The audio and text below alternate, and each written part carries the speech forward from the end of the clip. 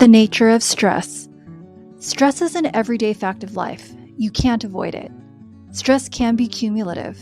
So in other words, events from 2 years ago may still be affecting you now. According to the authors of your workbook, stress results from any change you must adapt to, and they use examples of ranging from the negative extreme of actual physical danger to the exhilaration of falling in love or achieving some long-desired success.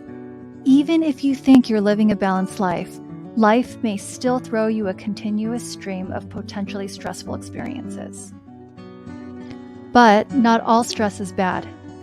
In fact, your text argues that stress is not only desirable, but also essential to life. So whether the stress you experience is the result of major life changes or just the piling on of minor everyday hassles, it's how you respond to these events that determine the impact that the stress can have on your life. So next, this leads us to the sources of stress. Stanford University psychologist Kelly McGonigal, an expert in the new science of stress, offers us this definition. Stress is what arises when something we care about is at stake. I really like this modern definition. Many of us are now in positions where things that matter to us feel more uncertain, which understandably gives rise to our stress response. You experience stress from 4 basic sources: environmental, social, physiological, and your thoughts. So please read chapter 1, which I think is a really easy read for a little bit more details. But basically, adjusting causes stress, whether that's weather, pollens, noise, traffic and air pollution. Stress when you're pulled in several different directions when there's demands for your time and attention. There's also deadlines and competing priorities: work, school, due dates, exams, fights with loved ones, conflicts, financial problems, and coping with illness or death.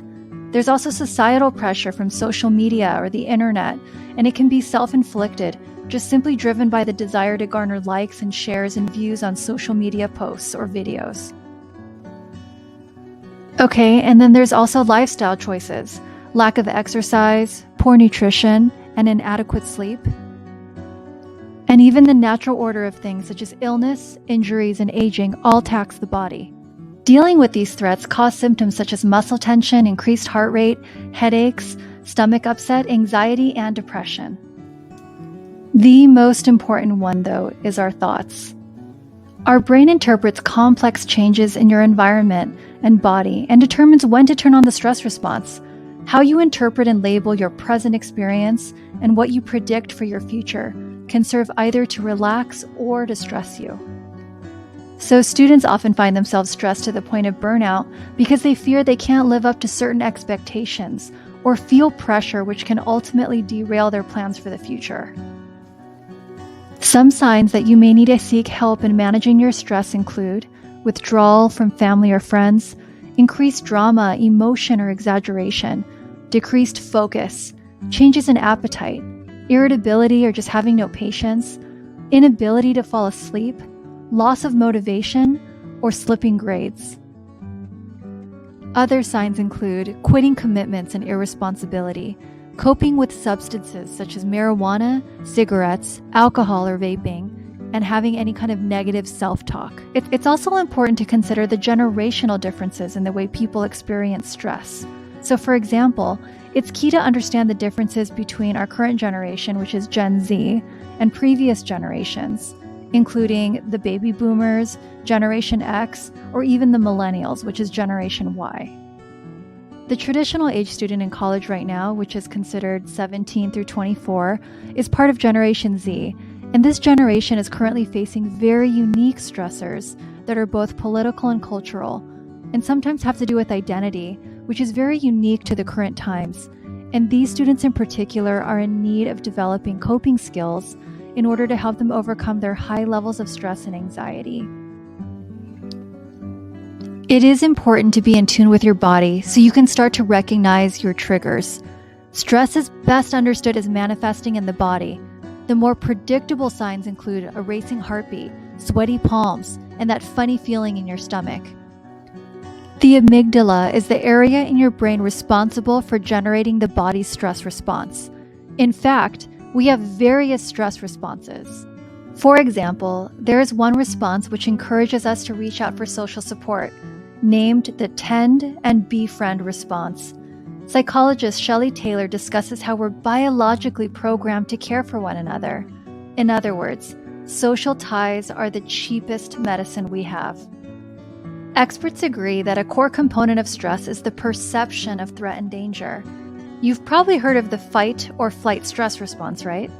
So Walter Cannon, a physiologist at Harvard University, discovered that this reaction is actually a series of biochemical changes that prepare you to deal with threat or perceived danger.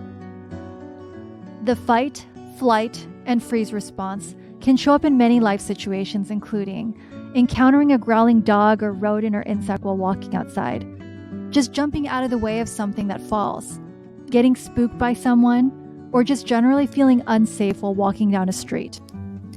Now, think of occasions in your life when the fight or flight response served you well, such as when you had to respond quickly by slamming on your brakes or swerving from a car that cut in front of you on the freeway.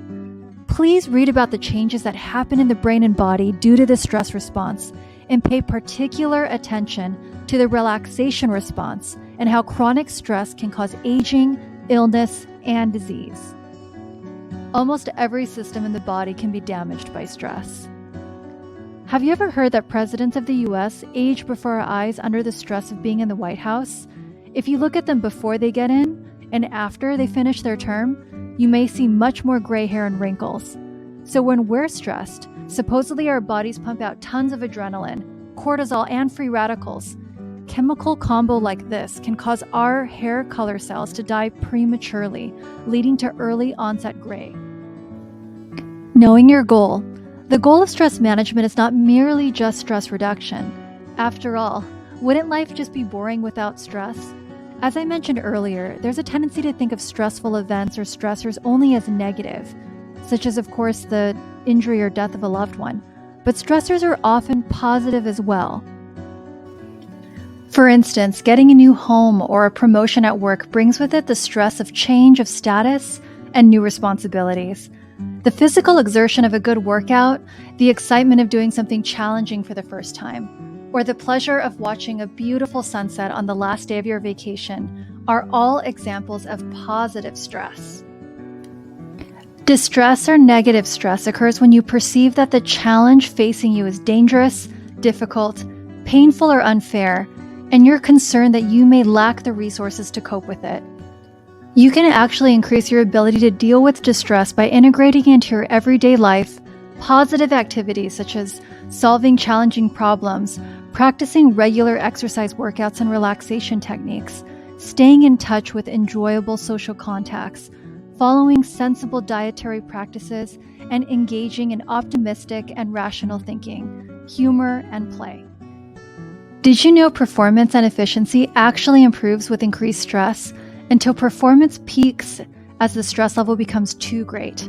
Stress management involves finding the right types and amounts of stress, given your individual personality, priorities, and life situation, so you can maximize your performance and satisfaction.